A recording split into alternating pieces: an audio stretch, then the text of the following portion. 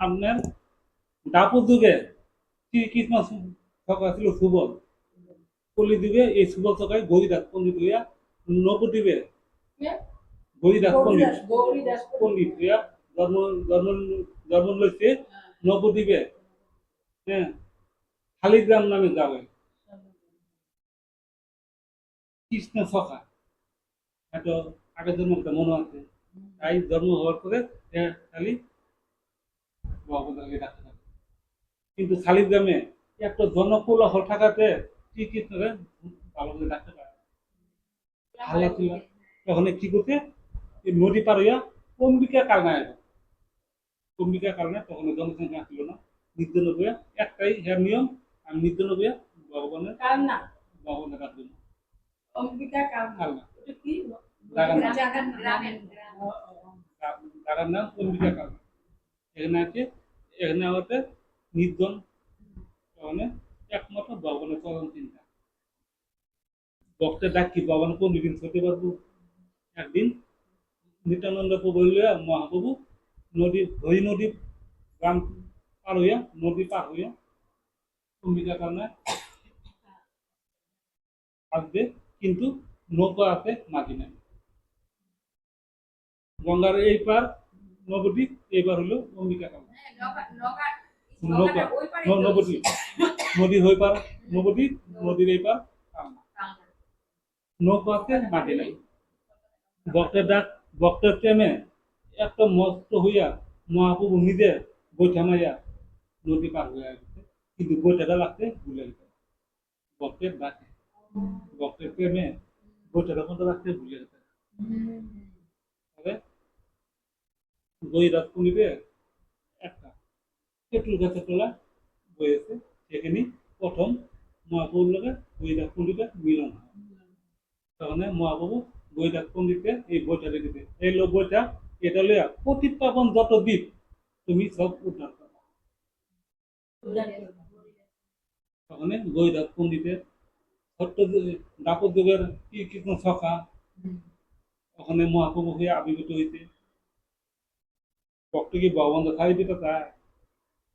তখন বৈরাগ পণ্ডিত গিয়ে প্রভু তোমার পতিত পাবন নাম সেদিনে থাকতে হবে, তুমি যেদিন আমার ছুঁয়ার না যাও।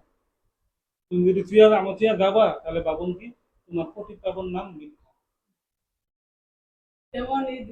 তখন কয় কি তাহলে চলো তুমি আমার ঘরে চলো। পরে মহাপ্রভু কই যদি আমি সন্ন্যাস নিয়েছি, আমার তো এক জায়গায় থাকা চলবে না, কেউ ঘরে বাসায় থাকা চলবে না, সন্ন্যাসের নিয়ম বলে আমার তো যাইতে হইবে, আমার তো যাইতে হইবে। বইটা পণ্ডিতে একটা কথা প্রভু তুমি যদি চলে যাও আমি পানে মরব, আমি তো আমি তোমাকে ছাড়বো না, আমি তোমাকে ছাড়বো না। বইটাতে পণ্ডিতে একটা নিয়ম। তবে মহাপ্রভু কইছে আচ্ছা ঠিক আছে গরিদা, আমি তোমার ঘরে চিরাতলার জন্য থেকে দেবো। তুমি এক কাজ করো, তুমি নবদ্বীপে যাও, যে গাছের তলায় আমি জন্ম হয়েছিলাম, যে গাছের তলায় আমার মা আমার লিয়া ষষ্ঠী পূজা করছিল, যে গাছের তলায় কোনো একটা পাখি হবে না, সেই গাছটা তুমি ছেদন করে গাছটা ছেদন করে লেতে মহাপ্রভু এটা দিয়ে দুটা অপূর্ব বিগ্রহ বানায় নিত্যানন্দ প্রভু আর মহাপ্রভু। পরে গরিদাস পণ্ডিত বলবে গরিদাস আমার তো যাইতে হবে, তুই এক কাজ কর এই বিগ্রহ সেবা করবি, বিগ্রহ আর আমি এক অভিন্ন। গরিদাসের পণ্ডিতের একটা কথা প্রভু আমি তোমার যাইতে দেবো, এর কথা একটাই আমি প্রভু আমি তোমার যাইতে দেবো। মহাপ্রভু করতেছে হে গরিদাস আমি আমার বিগ্রহ একই, তুই যদি এটা প্রমাণ পাস তুই এক কাজ কর, কালকে পাইপটা খেলায় পায়েস বানাই দিবি। গরিদাস পণ্ডিতের মহাপ্রভুর কথা পাইপ খেলা পায়েস বানাই দিতে, বিগ্রহ দিতে দুই বিগ্রহ নিত্যানন্দ প্রভু আর মহাপ্রভু দুই বিগ্রহ, আর এখানে থাকা নিত্যানন্দ প্রভু আর মহাপ্রভু দুই বিগ্রহ পাইপ খেলায় পায়েস বানাই দিতে। এই বিগ্রহ যেভাবে আসার কথাতে এই বিগ্রহ একইভাবে একভাবে। তবে মহাপ্রভু কথা গরিদাস দেখলি তো আমরা এক ওই প্রোগ্রাম তোমার কাছে দেবো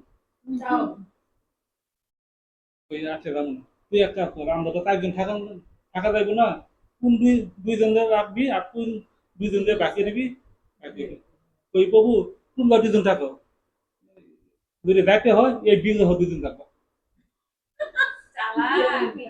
পরে পরে বিগ্রহ না সচল হইয়া হাইতে আর এখানে এখানে জীবনটা নিত্যানন্দ প্রভু মহাপ্রভু তারা বিগ্রহ রূপ ধারণ করে পরে দইটা কুন্ডিতে আবার দৌড় হয়ে যেতে প্রভু প্রভু প্রভু তোমরা যে যাইতে হয় এই বিগ্রহ থাকো পরে আবার হেরালে এসে এই বিগ্রহটা আবার সফল হয়ে যাচ্ছে এই নিত্যানন্দ প্রভু আর মহাপ্রভু আবার বিগ্রহ রূপ ধারণ করে আবার দইটা কুন্ডিতে আবার যেত ওই প্রভু তোমরা দুজন আয়ু যাইতে হয় এই বিগ্রহ থাকো এরকম করে দৌড় পাতে পাতে 26 বার 26 বার দৌড় পাতে পাতে দইটা কুন্ডি মানে মহাপ্রভু দইটা কুন্ডিতে গেছে দইটা এখন বুঝিত